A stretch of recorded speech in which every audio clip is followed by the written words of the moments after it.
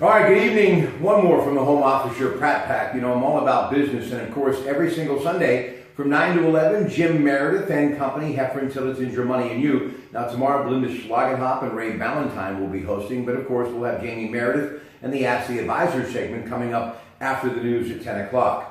Earlier today, Berkshire Hathaway did what it always does. On the last Saturday in February, it released both its financial results for the year just ended and CEO Warren Buffett's annual anticipated letter to shareholders. Here is what Berkshire Hathaway shareholders learned. First, Berkshire had a rich but odd year. Second, Buffett regarded it with mixed feelings. Start with the numbers the company gained in net worth. The metric Buffett has forever used for Berkshire was an impressive $65.3 billion. On per share basis, that was a book value gain of 23%, the best result out of the 19.1 average that Buffett has had for 53 years of running the company.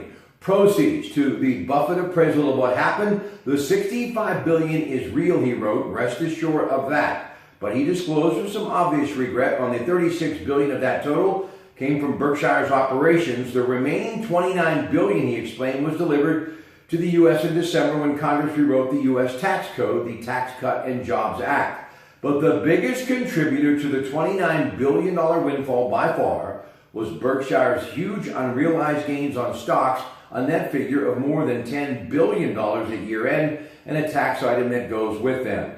Now, before the tax cut came along in December, Berkshire was estimating taxes at the corporate rate of 35%, but the new law reduced that rate to 21%. Berkshire therefore cut its deferred income taxes by a $35.6 billion value, and that amount went into profits. Some $6.6 billion of that gain, meanwhile, got eaten up by tax items that went the other way, and that's how the Tax Cuts and Jobs Act managed to contribute $29 billion to Berkshire's gains for the year. So there you have it, and all I can say is to Mr. Buffett and everybody at Berkshire Hathaway, I'll drink to that.